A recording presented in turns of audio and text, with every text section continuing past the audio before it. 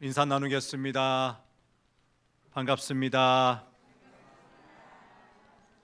참 잘 오셨습니다. 아멘, 아멘. 수도권이 기록을 깨지요. 열대야가 20여일 지속된다는데 잠을 못 이루는 밤이 많습니다. 그래도 내일 모레면 뭡니까? 말복이더라고요. 조금만 견딥시다. 예. 너무 더워서 일하시는 분들 안쓰럽기도 하고 그렇습니다. 근데 발이 보니까 뭐예요? 또 열심히 땀 흘려서 또 경쟁하는 그 친구들도 있는데, 아무튼 우리 신앙적으로나 세상적으로나 이 경쟁의 시대 하나님께서 베푸신 은혜가 크기를 바랍니다. 그래서 무엇을 하든지 잘 감당하시고 그 모든 것이 하나님의 영광이 되었으면 좋겠습니다. 우리는 우리나라가 일제로부터 해방된 1945년 4월 15일, 지금으로부터 79년 전날을 기억하면서 우리 민족의 온전한 독립과 해방을 위해서 기도하지 않을 수가 없습니다. 79년이 되었는데 일본은 여전히 우리와는 가깝고도 너무 먼 나라 같습니다.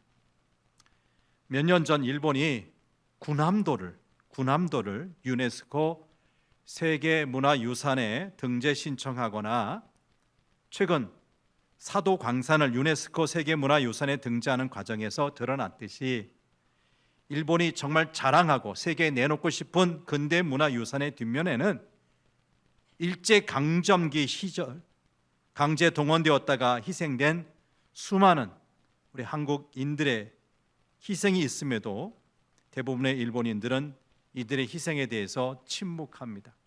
말하지 않아요. 천지와 만물 그리고 인간을 만드신 하나님은 친히 그 모든 피조 세계를 다스리시는 분입니다. 우리는 하나님의 현재적 그리고 궁극적인 다스림을 가리켜서 하나님의 나라라고 하죠.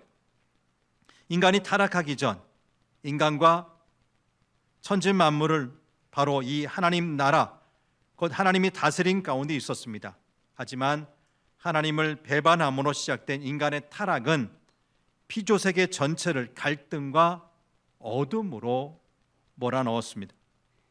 인간이 하나님을 대신해서 절대 권력자로 등장하면서 하나님의 다스리심은 점차 인간의 관심 밖으로 사라져 버렸어요.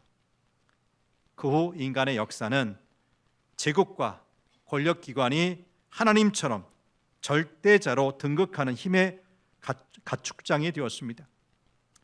보이지 않는 만몬의 조종하에 물질적인 가치와 이익을 위해 생명을 파괴하는 전쟁과 갈등의 역사가 지금까지 계속 이어지고 있는 겁니다.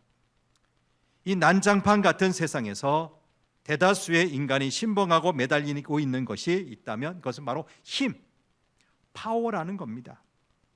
지난 20세기 초 일본 제국주의가 우리 한반도를 강탈한 것도 이 힘에 의해서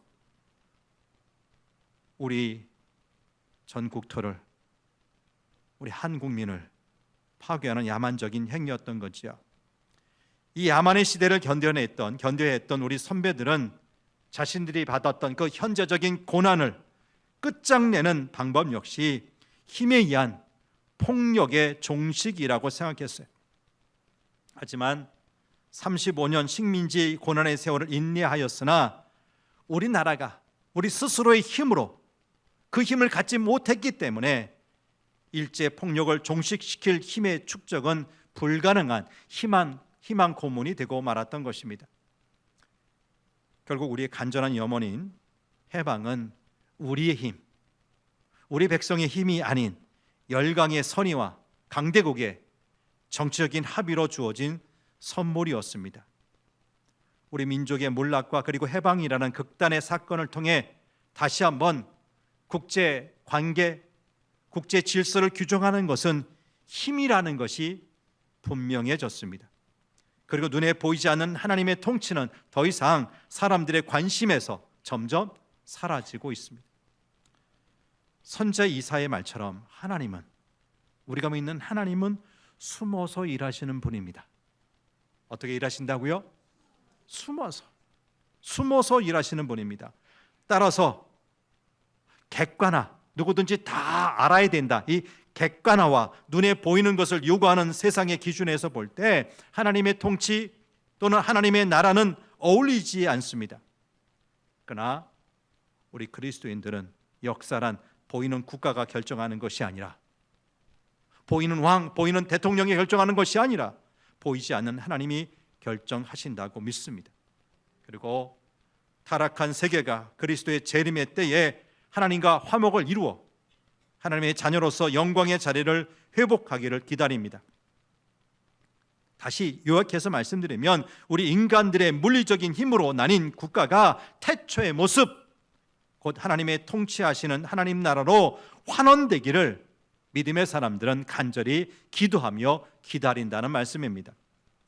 그러나 그 시기는 아직 오지 않았고 그 시기가 올 때까지 우리는 여전히 현재 당하는 그 고난을 감내해야 합니다. 여전히 수많은 나라들이 벌이는 힘의 각축, 타락한 인간들이 만들어내는 파괴와 분쟁과 갈등 안에 우리는 머물러 있습니다. 지난 20세기 초중반까지 우리나라는 일제 침략으로 인해 35년 동안 식민지 지배를 받으면서 말로 다 할 수 없는 수치와 함께 경제적인 수탈까지 당했습니다. 당시 조국의 독립을 위해서 나라 안팎에서 애쓰신 분들이 얼마나 많았습니까? 그 중에 특별히 우리 그리스도인들은 하나님께 눈물로 우리 조국 구해 주십시오, 해방시켜 주십시오 부르짖었습니다. 구약시대 애굽에서 종살이하던 이스라엘 백성들처럼 우리 믿음의 선배들도 하나님 앞에 울부짖어 기도했던 것입니다. 출애굽기 2장 23절에서 25절 말씀을 보십시다. 이스라엘 자손들이 고된 노동으로 인하여 탄식하며 부르짖으니 하나님께서 그들의 고통 소리를 들으시고요, 아브라함과 이삭과 야곱에게 세우셨던 언약을 기억하셨다고 합니다. 그 약속, 아브라함이야 믿음의 조상들과 세운 그 약속 때문에 하나님은 이스라엘 자손을 돌아보셨고 마침내 모세를 이스라엘의 지도자로 삼으셔서 애굽 바로의 손에서 그 이스라엘 민족을 구원해 주신 것입니다. 하나님께서 이스라엘 백성들의 부르짖음을 들으시고 애굽의 포로로 있었던 이스라엘 백성들을 구원하셨던 것처럼 우리 민족도 일제 소나기로부터 우리 하나님 구원해 주셨습니다.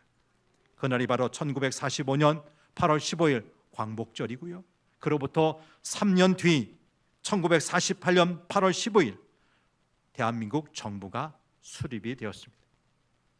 근데 하나님께서 우리나라를 궁일이 여기셔서 구원해 주시기는 했는데 우리가 꼭 짚고 넘어가야 할 것이 있습니다.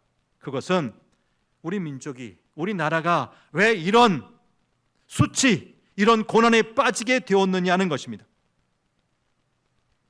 나라를 빼앗기는 민족적인 굴욕이나 동족 간의 피비린내 나는 6.25 전쟁, 그리고 시간이 지나 IMF와 같은 금융위기, 그리고 오늘날 경제위기, 또 날마다 터져나오는 부정부패 스캔들, 이런 것들이 끊임없이 일어나는 이유가 도대체 무엇 때문입니까? 나라뿐입니까? 개인적으로도 마찬가지예요. 갑자기 멀쩡하던 사람이 중병을 앓거나 사고를 당하거나 이런저런 일로 스트레스를 크게 받기도 합니다. 전화 벨 소리만 들어도 깜짝 놀라게 되는 일들이 우리 주위에 얼마나 많이 일어나는지 모릅니다. 그런가 하면 아주 열심히 일하던 사람들, 착하게 살던 사람들이 이유도 없이 어떤 사고로 갑자기 죽어요. 기억하십니까? 지난 7월 1일 밤 서울시청역 앞에서 갑자기 사람이 다니는 인도, 안전하게 누구나 다니던 그 인도로 어느 차량 하나가 돌진해 들어왔어요. 그래서 그것을 지나던 무고한 시민 9명이 죽고 말았어요. 그들의 직업을 보니까 서울시청 어느 은행을 다니던 사람들, 그리고 병원 용역업체 직원들이었는데 모두 자신의 일터에서 열심히 일하면서 인정받던 사람들, 그럼에도 돌발적인 사건 때문에 하나밖에 없는 그 귀한 목숨을 잃고 말았어요. 우리는 이런 일들을 당할 때마다 왜 우리 인간들에게 이런 고통이, 아픔이 일어날까 하는 생각을 하지 않을 수가 없습니다. 왜입니까? 이런 일들은 모두 우리가 사는 세상이 우리의 죄로 말미암아 불안전한 것, 안전하지 못한 곳이 되었기 때문 아닙니까? 이런 것들을 생각하면 우리 가슴이 답답해져 옵니다. 그러나 우리가 기억해야 할 또 한 가지가 있는데, 그것은 우리가 힘이 들거나 우리에게 어려운 일이 닥치는 만큼 우리에게는 희망도 있다는 겁니다. 고통만, 어려운 일만 있는 것이 아니라 모두 있다고요? 희망도 있다고요. 그러므로 눈앞에 참기 힘든 일이 있다면 저 멀리에 있는 그 희망을 바라보시길 바랍니다.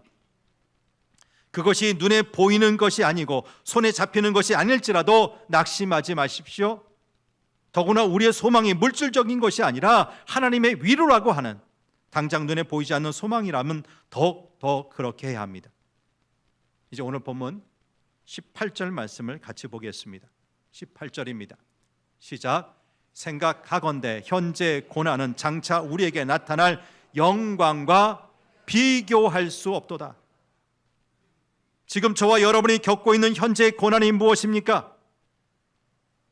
그것을 장차 우리가 받을 영광에 견주어 보면 어떻게 되겠느냐는 겁니다. 현재 우리가 아무리 고통과 아픔을 가지고 산다 하더라도 장차 우리에게 주실 하나님의 영광, 그리스도의 영광에 비하면 그것은 아무것도 아닌 거예요. 여기서 생각하건대라는 단어는 계산해 본다는 뜻입니다. 꼼꼼히 따져보는 거지요. 사진 하나 보여주세요. 뭡니까? 이런 저울 요새는 많이 안 쓰죠. 예, 법원 앞에 뭐 이런 저울이 하나 이제 이게 동상으로 써 있는 경우도 보는데, 자, 이 양팔 저울에 두 가지를 달아보는 거예요. 하나는 현재 고난, 현재 내가 당하는 그 고통을 올려보고, 다른 하나는 장래에 우리가 받을 영광을 동시에 올려놓고 어디가 기울어지는가, 어느 쪽으로 기울어지는가 견주어 보는 거예요. 그럼 어떻게 됩니까? 우리가 현재 처한 고통이 아무리 크고 아무리 중한 것 같아 보여도 장차 받을 영광에 비하면 아무것도 아니라는 거죠. 제보나 만합니다. 그래도 계산해보라, 저울에 달아보라, 꼼꼼하게 따져보라는 것입니다. 그것이 생각하건대라는 말의 의미예요. 여러분 잘 아시듯이 사도 바울은 다메섹으로 가던 길, 왜 갔어요? 예수 믿는 사람들 잡으려고, 박해하려고 하던 길인데, 거기서 주님을 만나 회개하여 새 사람이 된 이후 소아시아 전 지역과 마게도냐 그리고 아가야 지역, 지금으로 말하면 튀르키예, 불가리아, 유고슬라비아 그리고 그리스 등 사방팔방으로 뛰어다니면서 복음을 전했는데 얼마나 많은 고생을 했는지 몰라요. 근데 바울은 우리처럼 먹고 살기 위해서 고생한 것이 아니에요. 무엇을 위해서? 복음을 전하기 위해서 그 많은 고생을 한 거예요. 고린도후서 11장 23절에서 27절 말씀을 한번 쭉 보세요. 이 말씀 보면 사도 바울이 당한 고난의 이력서, 얼마나 많은 고난을 받았는지 이것을 가리켜서 속칭 사도 바울의 고난의 이력서라고 했는데, 그 첫 번째가 같은 동족 유대인들에게 40에 하나 감한 매를 몇 번 맞았답니까? 5번. 여러분, 옛날 우리 조선시대에 곤장이라는 거 있죠. 곤장. 무지막대기 저희 나무를 가지고 볼기를 때리는 거예요. 여러분 한두 대도 아니고 40대를 때리면 어떻게 되죠? 거의 죽어요. 거의 죽어요. 그렇기 때문에 최소한 생명을 배려해서 40대에 하나 감한 매를 5번이나 때린 거예요. 그것 말고도 그냥 태장은 3번이나 당했고요. 돌에 맞아 죽을 뻔하기도 하고 복음을 전하러 가다가 배가 파산하기를 3번씩이나 했고요. 그때마다 강의 위험, 강도 위험, 그리고 바다의 위험을 당했어요. 사도 바울은 복음을 위해서 얼마나 수고를 아끼지 않고 충성을 다했는지 잠도 제대로 자지를 못했어요. 때로는 취와 굶주림에 시달리면서 그렇게 복음을 전한 것입니다. 여러분, 세상에 이런 고생이 어디 있어요? 여러분, 복음을 위해서, 복음 전하기 위해서 이런 고생 해보셨습니까? 이런 박해 받아보셨습니까? 그런데 사도 바울은 이러한 박해를 받으면서도 생각하건대 현재 내가 받는 이 고난, 이 고통은 장차 우리에게 나타날 영광과 비교가 안 돼. 비교가 안 돼. 자신 있게 고백한 겁니다. 근데 여러분, 사도 바울이 복음을 전하던 초대교회의 모습이 다 그랬어요. 대부분의 신실한 믿음의 사람들이 다 그랬어요. 복음을 전하다가 감옥에 갇히거나 공직에서 쫓겨나거나 마을 공동체에서 소외가 되거나 심지어 순교에 이르기까지 모진 박해를 받아야 했습니다. 그래서 이런 고난 가운데 있는 성도들을 위로하기 위해서 오늘 말씀을 로마서로 가는 편지로 써서 보낸 겁니다. 과거에는 예수님을 믿는 사람들을 잡아 옥에 가두거나 죽이던 사울이 예수님을 만난 다음 이제는 그리스도를 위해서 고난을 당하는 처지가 되고 보니까 당시 고난 당하는 로마의 성도들에게 하늘의 소망으로 위로를 주고 싶었던 것입니다. 그런데 여러분, 우리가 죽겠다, 살기가 너무 힘들다 하지만 이것은 우리 인간만 당하는 고통이 아니에요. 인간이야, 우리 인간 자신이 지은 죄로 인해서 당하는 고통이지만 하나님이 지으신 온 우주 만물은 다 우리 인간들이 지은 죄 때문에 몸살, 고통을 당하고 있어요. 자, 22절 말씀을 보십시다. 22절 시작. 피조물이 다 이제까지 함께 탄식하며 함께 고통을 겪고 있는 것을 우리가 아느니라. 처음 하나님께서 천지 만물을 지으시고 우리에게 주시면서 뭐라고 말씀하셨어요? 생육하고 번성하라, 땅에 충만하라, 그 땅을 정복하라, 바다의 물고기와 하늘의 새와 땅에 움직이는 모든 생물들을 다스리라고 하셨어요. 그러므로 온 우주 만물들은 다 하나님께서 우리 인간들에게 주신 선물이라고 할 수가 있습니다. 우리가 먹여 살려야 할 우리의 식솔들이라고요. 그런데 인간이 죄를 짓고 나니까 인간에게 달린 이 식구들까지 다 고통당하고 다 병들고 만 거예요. 여러분, 이왕 먹는 것, 농약이 잔뜩 들어간 거 먹고 싶으세요? 아니면 무공해, 친환경 제품 먹고 싶으세요? 두말할 거 없죠. 친환경, 농약 없는 그런 쌀, 그런 채소와 과일을 먹고 싶은데 진짜 우리 현실은 어떤가 하는 거예요.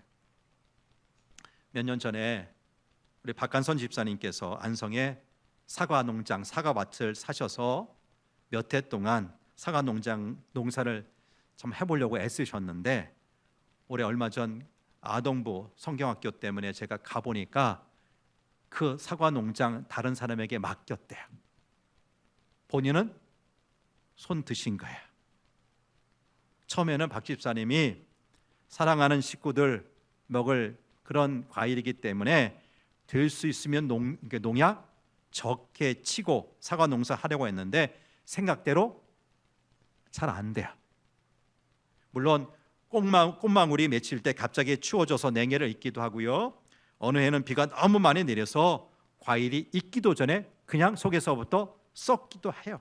근데 기본적으로는 점점 강해지는 병충해에 대처하기 위해서는 우리가 상상하는 것보다 훨씬 많은 농약을 사용해야만 하는 거예요. 그런데 친환경을 위해서 농약을 줄이니까 먹을 수 있는 사과가 어때요? 거의 없어요. 거의 없어요. 여러분, 사과뿐입니까? 논두렁 밭두렁마다 얼마나 많은 제초제를 뿌려야 됩니까? 고추 농사 짓는데 농약을 안 쓰고 됩니까? 우리 인간이 지은 죄의 대가로 땅에서 가시와 엉겅퀴가 나니까 그것을 죽이려고 사람은 제초제를 써요. 근데 그 때문에 땅은 병들고 그래서 우리 인간뿐만 아니라 온 피조물이 함께 고통당하며 탄식까지 하는 겁니다. 여러분, 이사야 11장 6절에서 9절 말씀을 보십시다. 한번 읽어보죠. 시작. 그때 이리가 어린 양과 함께 살며 표범이 어린 염소와 함께 누우며 송아지와 어린 사자와 살찐 짐승이 함께 있어 어린 아이에게 끌리며 암수와 곰이 함께 먹으며 그것들의 새끼가 함께 엎드리며 사자가 초처럼 풀을 먹을 것이며 젖먹이는 아이가 독사의 구멍에서 장난하며 젖된 어린아이가 독사의 굴에 손을 넣을 것이라. 내 거룩한 산 모든 곳에서 해됨도 없고 상함도 없을 것이니 이는 물이 바다를 덮군 같이 여호와를 아는 지식이 세상에 충만할 것임이니라. 사실 이것이 하나님께서 처음 만드신 에덴 동산 모습 아닙니까? 하나님 다스리시는 곳에는 해됨도 없고 상함도 없어요. 사자가 뭘 먹어요?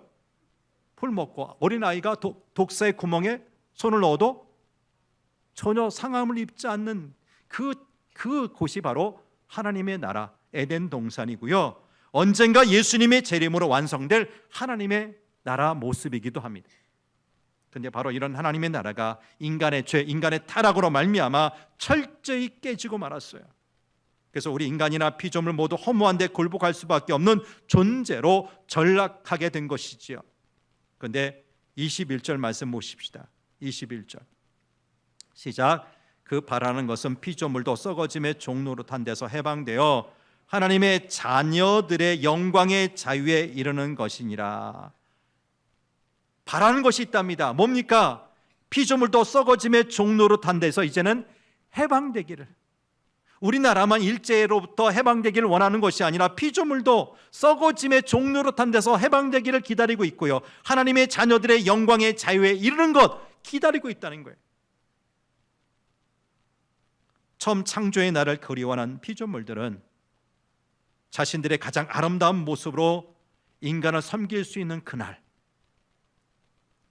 인간들이 피조물인 자신들이 제공하는 모든 혜택을 마음껏 누리며 행복하게 살 수 있는 그날, 천지 만물의 질서가 회복되는 그날, 인간을 포함한 모든 피조물들이 하나님께서 원래 지으신 목적대로 존귀한 그날, 그래서 하나님께서 영광 받으신 그날을 기다리며 탄식하고 있답니다. 그날은 예수 그리스도 안에서 하나님의 자녀로 거듭난 그리스도인, 곧 성령 안에서 분명히 거듭남을 체험한 그리스도인들이라면 누구도 바라고 기다리는 바로 그날입니다. 지금도 가만히 귀를 기울이면 만물이 부르짖는 소리가 들리는 것 같아요. 지금 나는 무거운 멍에를 메고 깊은 탄식 속에서 슬퍼하고 있소이다. 나는 지금 매우 중병에 들려서 신음하며 고통받고 있소이다.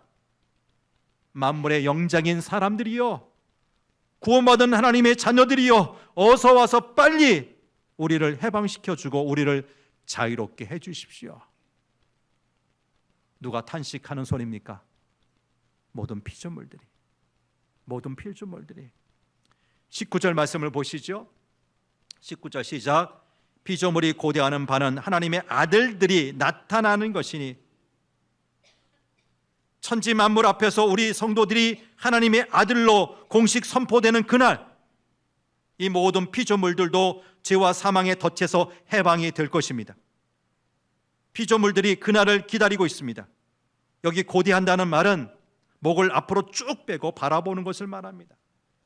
예수님이 다시 오시면 하나님의 자녀들이 그리스도의 영광을 얻게 될 것이고, 그날 그때가 되면 모든 피조물들도 하나님의 자녀들이 누리는 영광에 동참하게 될 것이기 때문에 지금 허무한 데 굴복하고 있는 모든 피조물들이 그날을 손꼽아 기다린다는 말씀입니다.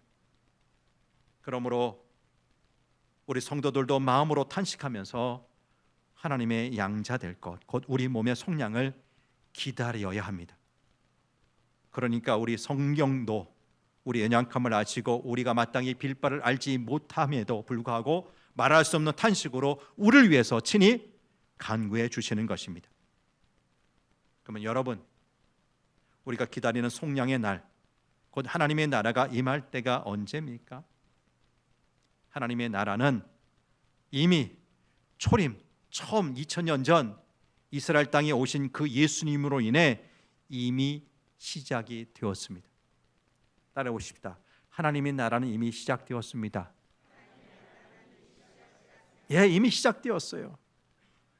이 예수님을 영접한 우리는 이미 의롭다함을 인정받고요, 우리는 모두 구원받은 하나님의 자녀들이 된 것입니다. 그런데 두 번째, 하나님의 나라가 이렇게 이미 시작이 되었지만 그 하나님의 나라는 지금 이 순간에도 계속 우리에게 임하고 있습니다. 두 번째, 따라해 봅시다. 하나님 나라는 지금도 임하고 있습니다. 지금 계속해서 우리에게 임하고 있어요. 왜냐하면 구원받은 하나님의 백성들이 믿음 안에서 그 육체의 소욕을 죽이고 성령의 뜻을 따라 날마다 거룩해져 가는 이 성화의 길을 걸어갈 때 우리는 날마다 구원을 경험할 수 있기 때문입니다.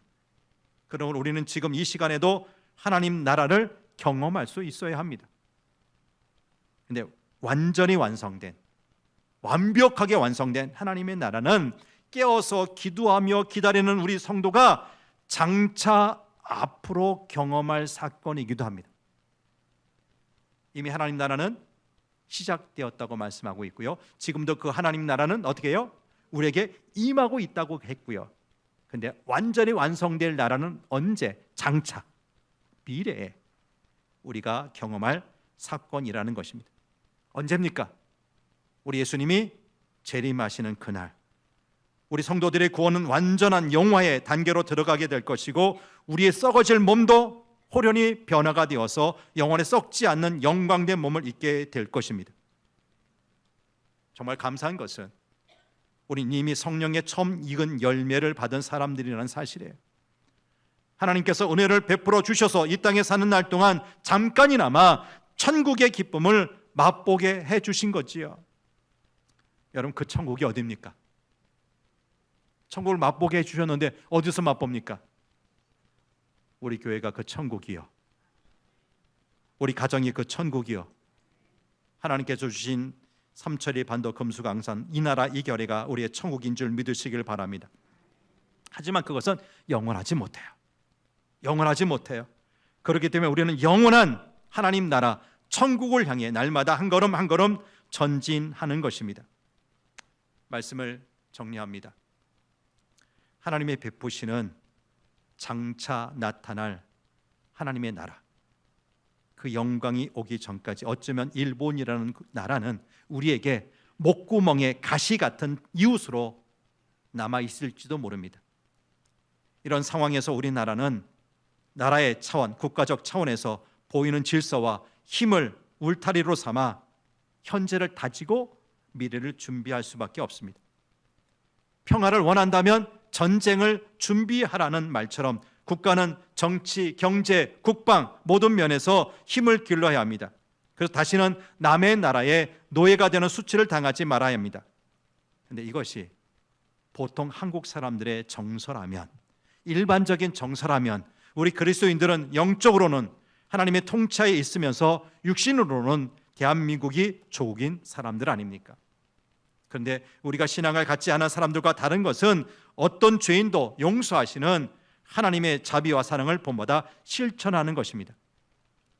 일본이 보이는 억지와 허탄함에 대해 피해를 당했던, 식민지 지배를 받았던 한국인으로서 실망하고 분노할 수 있지만 우리는 하나님의 사람이기에 그들의 허탄함을 불쌍히 여기고 그들을 하나님 나라 일원으로 이끌어주는 역할을 감당해야 할 것입니다.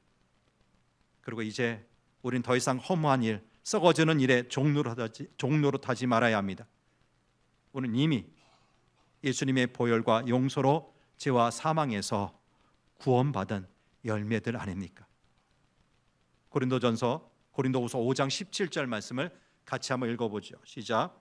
그런즉 누구든지 그리스도 안에 있으면 새로운 피조물이라, 이전 것은 지나갔으니 보라 새 것이 되었도다. 우리는 이미 헌 것이 아니라 새 피조물이 되었습니다. 그러므로 우리 자신에 대한 부정적인 생각, 허무한 것에 굴복하며 살았던 옛날 그 모습 다 버려야 합니다. 이미 나는 새 피조물이요 죄에서 해방된 인생이라고 믿으시길 바랍니다. 그러면 우리의 해방이, 기쁨이 이 성남 지역에서 온 세상 땅끝까지 확산이 될 것입니다. 이 썩지 않을 희망을 향하여 우리 함께 믿음으로 나가시기를 축복합니다. 하나님 아버지, 죄로 말미암아 하나님께서 다스리시는 하나님의 통치의 나라, 하나님의 나라가 깨어지니 얄팍한 인간이 하나님 되어 그 얄팍한 한정적인 힘을, 절대 권력인 양 사람은 사람을 누르고 나라는 나라를 누르는데 그 힘을 사용했습니다. 그러나 그 힘을 가지고는 결코 하나님 나라가 이루어지지 않습니다. 거기는 수많은 경쟁과 아픔과 고통이 뒤따를 뿐입니다. 주님, 이제 다시 하나님의 전적인 은혜 가운데서 우리가 속량받고 하나님의 자녀가 되어 싸우니 우리를 통해서 하나님 나라가 더 구체화되고 더 완성되게 도와주시기를 원합니다. 하나님께서 원하시는 그 하나님 나라가 우리를 통해 이루어지게 하여 주옵소서. 그래서 국가적으로는 지금 저 러시아 대국이 우크라이나 작은 나라를 침략하는 것, 이스라엘 땅에 이스라엘이 힘이 있다고 가자 지구에 있는 그 하마스 무참히 계속해서 전쟁과 전투 속에 수많은 사람 죽이는 그 역사가 이제는 종식되게 도와주시기를 원합니다. 자칫하면 이란과 또 이스라엘이 전쟁을 할까봐 세계 모든 그 매스컴들이 지금 그곳을 주시하고 있습니다. 전쟁이 일어나서는 안 됩니다. 얼마나 무고한 사람이 죽을지 모릅니다. 우리는 그 아픔을 겪었던 민족입니다. 이 땅에서도 그런 전쟁이 다시 되풀이되지 않도록 도와주시고 온전한 샬롬, 온전한 평화가 이루어지게 하여 주옵소서. 하나님 나라 이미 시작되었는데 완성될 때까지 우리 믿음의 사람들은 이 썩지 않을 이 하나님 나라를 향해서 지금도 달려가게 되기를 원합니다. 그 귀한 일에 우리 모두가 기쁨으로 참여할 수 있도록 도와주옵소서. 우리 구주 예수님 이름으로 기도합니다. 아멘.